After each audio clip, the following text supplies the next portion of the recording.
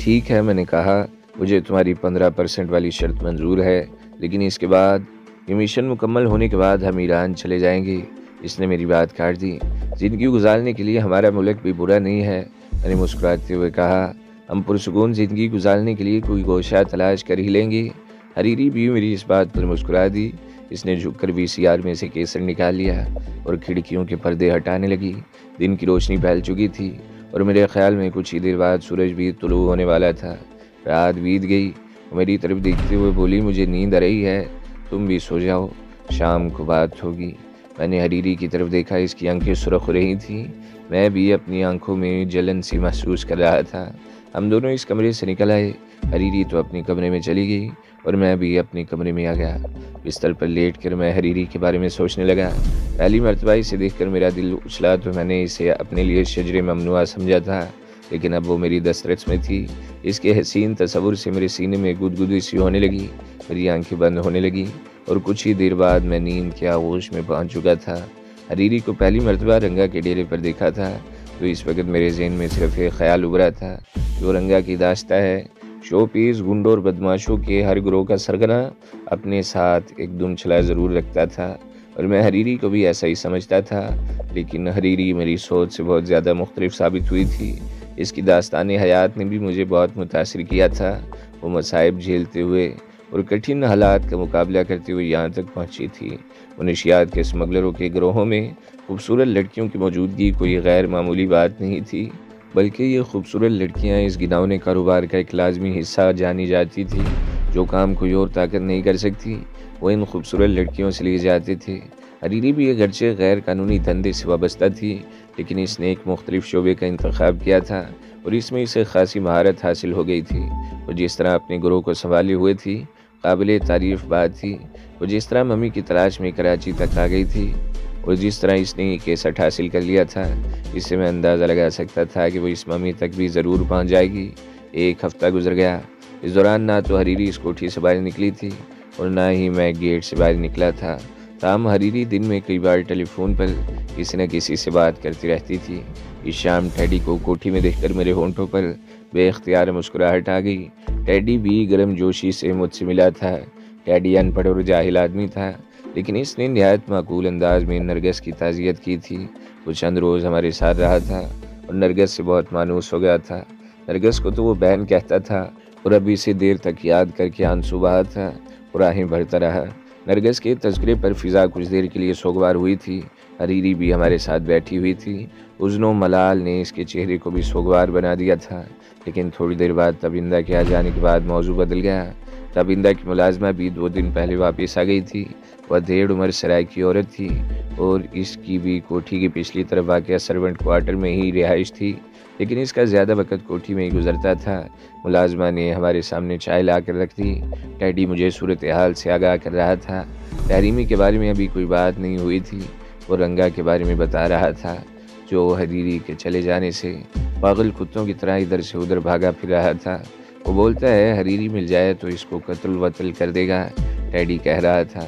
وہ حریری کو اپنا جائیداد سمجھتا تھا۔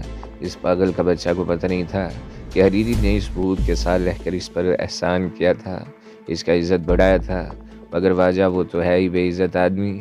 اب سب لوگ اس کو چھوڑ دیا ہے نا، اس کا ہوش ٹھکانے پر آ گیا ہے۔ اس کو تو ہم نے ویسے بھی کنگلا کر دیا ہے۔ وہ واقعی بے وقوف آدمی ہے، میں نے کہا۔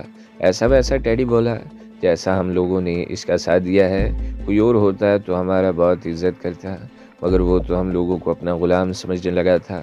ہم اس کو بہت سمجھایا ہوں، مگر اس کا دل میں برائی ہے۔ اب بچوں کو پتہ چلے گا۔ تم نے کوئی اور حرکت کی ہے؟ میں نے سوالیہ نگاہوں سے اس کی طرف دیکھا۔ وہ دیکھو واجہ، اس نے مسکراتے ہوئے ایک طرف اشارہ کیا۔ میں نے گردن گھما کر اس کی طرف دیکھا۔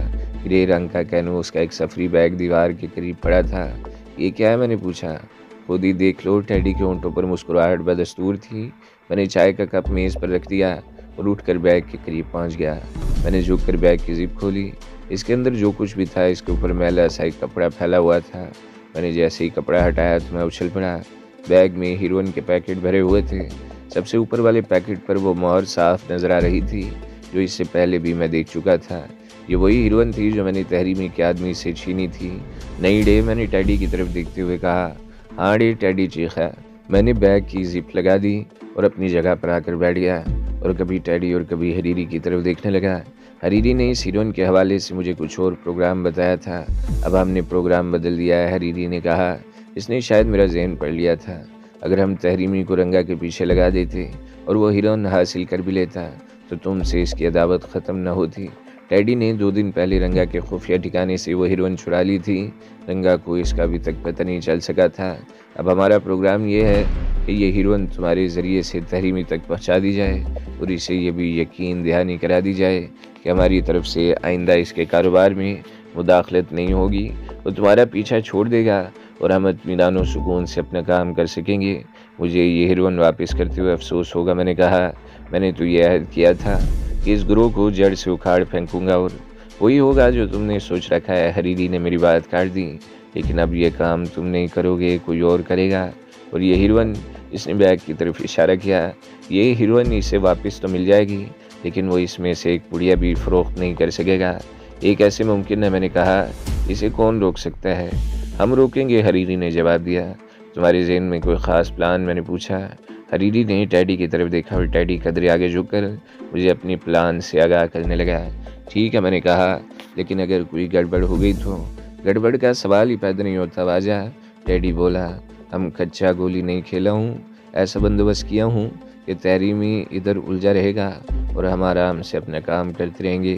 ٹھیک ہے، میں نے گہرا سانس لیتے ہوئے کہا، تو یہ بیگ کب اس کے حوالے کرنا ہوگا؟ 1-2 دن میں سب کچھ فائنل کر کے تمہیں بتا دیا جائے گا، ٹیڈی نے جواب دیا۔ ٹیڈی اس رات کافی دیر تک ہمارے پاس بیٹھا رہا۔ چوتھے دن رات 11 بجے سیاہ رنگ کی ایک وین کوٹھی میں داخل ہوئی۔ یہ وہی وین تھی جس پر نرگس کی ڈیڈ باڈی لے جائی گئی تھی۔ وین میں ٹیڈی کے ساتھ صرف ایک آدمی بیٹھا تھا۔ ہیروئن والا بیگ کمرے سے نکال کر وین میں رکھ دیا گیا۔ ٹیڈی کا ساتھی وین کے پچھلے حصے میں بیٹھ گیا۔ ٹیڈی نے ڈرائیونگ سیٹ سنبھال لی اور میں اس کے ساتھ دوسری سیٹ پر براجمان ہو گیا۔ وین کوٹھی سے نکل کر مختلف گلیوں میں گھومنے کے بعد مین روڈ پر آ گئی اور نیپا چورنگی سے ہوتی ہوئی یونیورسٹی کی طرف جانے والی سڑک پر مڑ گئی۔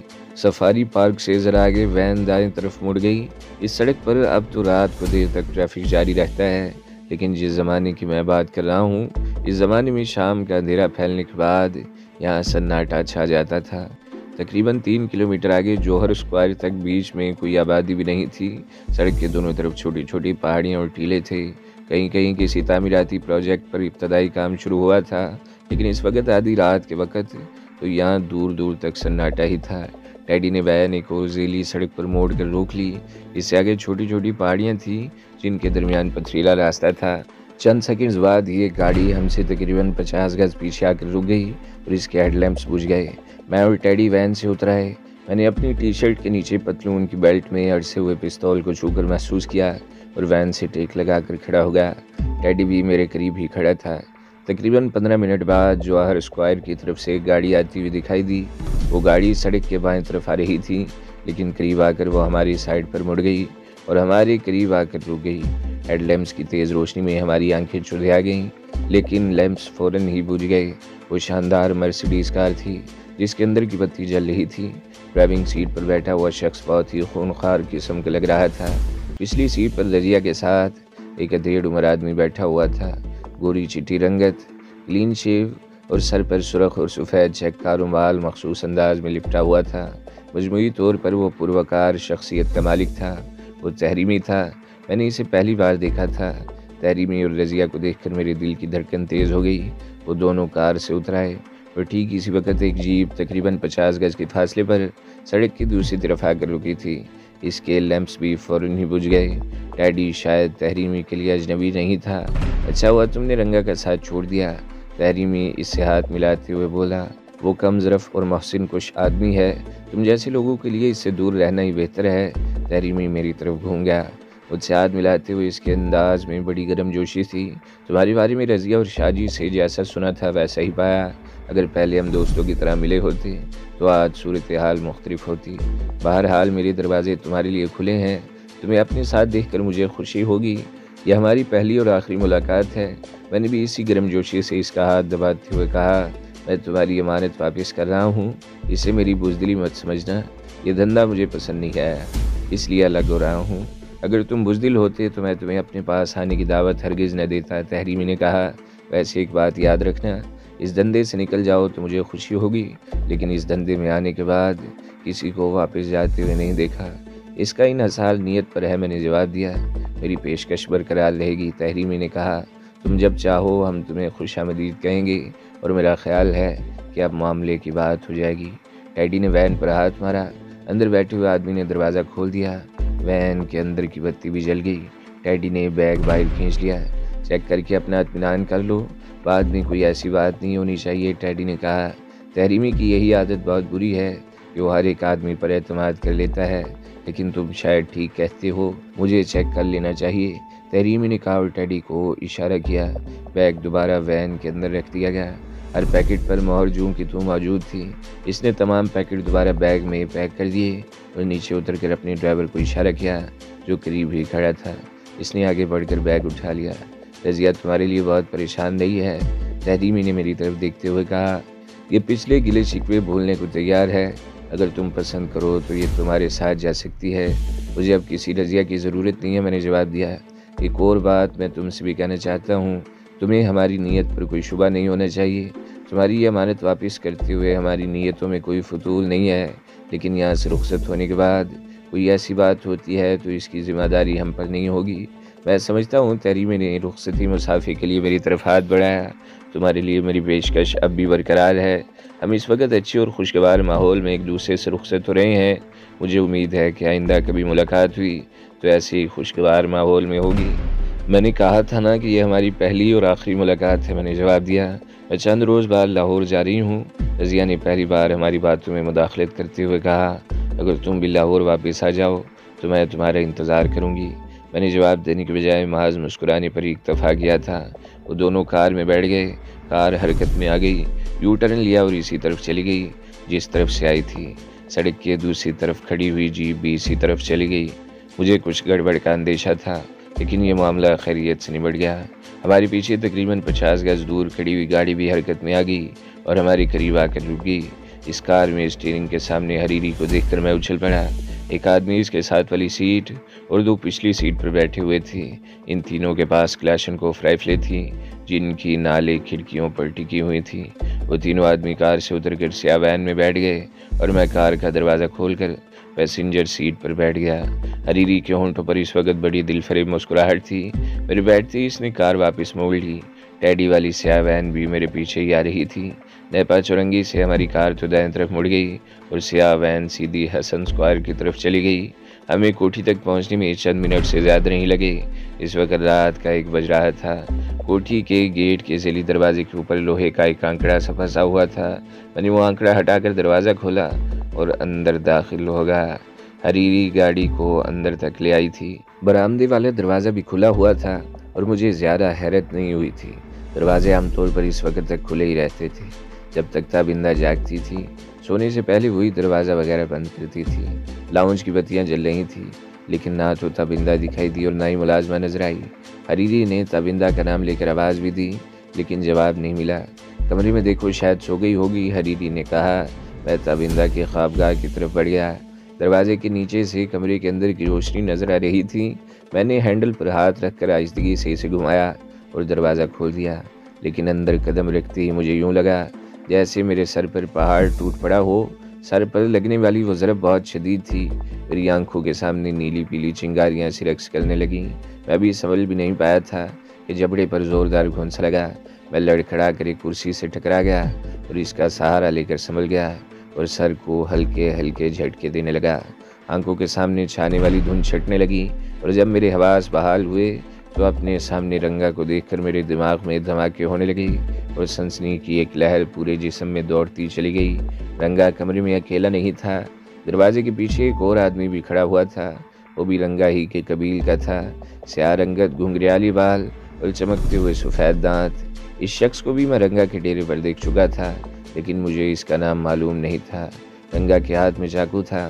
میں نے پہلے بھی سن رکھا تھا کہ وہ چاقو چلانے میں بڑا ماہر تھا اور پستول سے زیادہ اپنے پاس چاقو رکھنے کو ترجیح دیتا تھا۔ اس دوسرے شیدی کے پاس بھی چاقو ہی تھا۔ بیڈ پر تابندہ پڑی تھی، اس کے ہاتھ پیر بندھے ہوئے تھے، منہ میں کپڑا ٹھنسا ہوا تھا، اس کی آنکھوں میں بے پناہ خوف تھا۔ रंगा के चेहरे पर सफाकी और आंखों में बेपनाह नफरत झलक रही थी। वो चाकू को बार बार एक हाथ से दूसरे हाथ में मुंतकिल कर रहा था। मैं इसके चेहरे पर नजर जमाए खड़ा एक हाथ से अपना जबड़ा सहला रहा था। अचानक ही बाहर से हरीरी की हल्की सी आवाज़ सुनाई दी। मुझे अंदाज़ा लगाने में कोई दुश्वारी पेश नहीं आई कि लाउंज में भी रंगा का कोई साथी मौजूद था, जो हमारे आने पर गालिबन किसी सोफे के पीछे छुप गया था और इसने हरीरी को काबू कर लिया था। तुम तो बड़ा हरामी निकला बाजा, रंगा मेरी तरफ देखते हुए नफरत भरे लहजे में बोला। हमने तुमको पहले ही दिन वार्निंग दिया था कि हमारे साथ धोखा करेगा तो हम तुमको जिंदा नहीं छोड़ेगा। धोखेबाज मैं नहीं तुम हो, मैंने इसके चेहरे पर नजर जमाते हुए कहा। तुम तो अपने इन साथियों के वफादार नहीं रहे जिन्होंने कई बार तुम्हारी खातिर अपनी जानों की बाजी लगाई है। मेरे साथ तुम क्या वफा करते? धोखा और बेवफाई तो तुम्हारी फितरत में शामिल है। मुझे इल्ज़ाम क्यों दे रहे हो? हमने तुम्हारे साथ धोखा नहीं किया, वो गुर्राया। तुमने मेरे साथियों को वर्गलाने की कोशिश की थी। तुम्हारी वजह से मेरे ग्रोह में फूट पड़ गई और मेरे पुराने साथी मुझे छोड़कर चले गए। मैं तुम्हारी ये सारी बातें माफ़ कर देता, लेकिन तुम तो मेरी औरत को भी वर्गला कर ले आए। मैंने तुम्हारे किसी साथी को नहीं वर्गलाया, तो तुम्हारी बदनीयती और तुम्हारी बेअसूलियों की वजह से तुमसे अलग हुए हैं। और जहाँ तक इस औरत का सवाल है, तो हरीरी न पहले कभी तुम्हारी थी और ना आइंदा होगी। तुम जैसे भूत के साथ तो इसने चंद हफ्ते मजबूरी की हालत में गुजारे थे। जुबान रोको जवान, रंगा चीखते हुए चाकू लहराता हुआ हमलावर हुआ। मैं इसे इश्तियाल दिलाना चाहता था और मेरा हरबा कामयाब हुआ था। वो तैश में अगर सोचे समझे बगैर मुझ पर हमलावर हुआ। मैं बड़ी फुर्ती से एक तरफ हट गया, वो अपनी झोंक में आगे निकल गया। मैंने घूम कर इसके कोले पर जोरदार लात रसीद कर दी। वो लड़खड़ाता हुआ एक कुर्सी समेत उलट गया। रंगा के साथी ने भी बड़ी तेज़ी से मेरे ऊपर हमला किया। मैंने इसका वार रोक लिया। इसकी चाकू वाली कलाई मेरी गिरफ्त में आ गई और दूसरे हाथ से मैंने इसके इसी बाजू की बगल में ज़ोरदार घुंसा रसीद कर दिया। वो चीखता हुआ उछला और जब वो नीचे झुका तो मैं बड़ी तेज़ी से बैठ गया और इसके बाजू को दोनों हाथों से पकड़कर इसकी कोहनी अपने घुटने पर मारी। वो ज़िबा होते हुए बकरे की तरह बिलबिला उठा। चाकू भी इसके हाथ से निकल कर गिर गया। मैंने इसे पकड़कर ऊपर उठा लिया और इसके जबड़े पर पे 3 घोंसरे रसीद किए। ठीक इसी वक्त रंगा भी उठकर मेरी तरफ लपका। मैंने अपनी हरीफ को पूरी कुव्वत से पीछे धकेल दिया। रंगा इससे टकराया और वो दोनों कालीन पर ढेर हो गए। मैंने रंगा को कभी लड़ते हुए नहीं देखा था, लेकिन इसके मुंह से इसकी बहादुरी की दास्तानी बहुत सुनी थी। जब मेरी इससे दोस्ती थी तो अक्सर अपने जंगी मार्गों के किस्से सुनाया करता था। मैंने 4 आदमियों को कल्टी कर दिया, मैंने 2 आदमियों की टांगें चीर दी और 6 आदमियों को भागने पर मजबूर कर दिया वगैरह। वो बाजार से भत्ता वसूल किया करता था। शरीफ लोग इससे ज़रूर मार खाते होंगे, लेकिन ऐसा आदमी कोई नहीं टकराया था जो थप्पड़ का जवाब घोंसे से दे सके। आज शायद पहली मर्तबा इसे इस किस्म की सूरत-ए-हाल का सामना करना पड़ा था और मुझे अंदाज़ा हो गया था कि वो लड़ाई के फ़न से बिल्कुल वाकिफ़ नहीं था। दूसरा आदमी कालीन पर पड़ा कराहता रहा। इसकी कोहनी की हड्डी टूट गई थी या शायद शदीद ज़रब आई थी। इसका वो बाजू हरकत के काबिल नहीं रहा था। रामरंगा बड़ी फुर्ती का मुजाहरा करते हुए उठ गया। अब वो खाली हाथ नहीं था। मेरी शर्ट के नीचे पतलून की बेल्ट में अगरचे पिस्तौल लटसा हुआ था और मैं चाहता तो बड़ी आसानी से इसके जिस्म में कई सुराख बना सकता था, लेकिन इसे जान से मारने का मेरा कोई इरादा नहीं था। मैं तो इसे सबक सिखाना चाहता था कि दोस्तों से धोखे और फरेब का क्या नतीजा होता है। रंगा ने किसी बॉक्सर की तरह दोनों हाथ आगे निकाल लिए। मेरा ख्याल था कि चाकू हाथ से निकल जाने के बाद वो बॉक्सिंग का कोई हरबा आजमाएगा, लेकिन वो अचानक ही झुककर बड़ी तेज़ी से मेरी तरफ लपका। इसका अंदाज ऐसा ही था जैसे कोई अल्लाह भैंसा दुश्मन पर हमलावर हो रहा हो। मुझे अचानक याद आ गया कि ये शेदी लोग लड़ाई भिड़ाई में अपने सर को ज़्यादा इस्तेमाल करते हैं और बाज़ औक़ात तो वो सर की टक्करों ही से दुश्मन को लहूलुहान कर देते हैं। लेकिन मेरे सोचने का वक़्त गुजर चुका था। इसके सर की टक्कर मेरे पेट में लगी। मैं पलंग से टकरा कर पुश्त के बल ताबिंदा के ऊपर गिरा। ताबिंदा तड़प कर रह गई। रंगा भी मेरे ऊपर आ रहा था। मैंने बड़ी फुर्ती से दोनों हाथों से इसकी पतलून का बेल्ट पकड़ लिया और पूरी कुव्वत इस्तेमाल करके इसे ऊपर उठाने लगा। मुझे मायूसी नहीं हुई। रंगा आहिस्ता आहिस्ता ऊपर उठता चला गया। अब वो मेरे पेट पर सर के बल खड़ा था। मैंने पूरी कुव्वत से इसे पीछे उछाल दिया। इसकी टांगें बेड की दूसरी तरफ अलमारी से टकराईं और वो चीखता हुआ बेड पर अलमारी के दरमियान खाली जगह पर गिरा। इसका दूसरा साथी बाएं हाथ में चाकू पकड़े मुझ पर हमलावर हुआ। वो जैसे ही करीब पहुंचा, मैंने दोनों पैर पूरी कुव्वत से इसके सीने पर रसीद कर दिए। वो चीखता हुआ फिर ढेर हो गया। तो दोस्तों, अगली किस्त सुनने के लिए हमारे चैनल को ज़रूर सब्सक्राइब करें ویڈیو کو لائک کریں اور بیل کے آئیکن پر بھی کلک کر دیں تاکہ ہر جو آنے والی ویڈیوز ہیں وہ آپ کو سب سے پہلے ملتی رہیں۔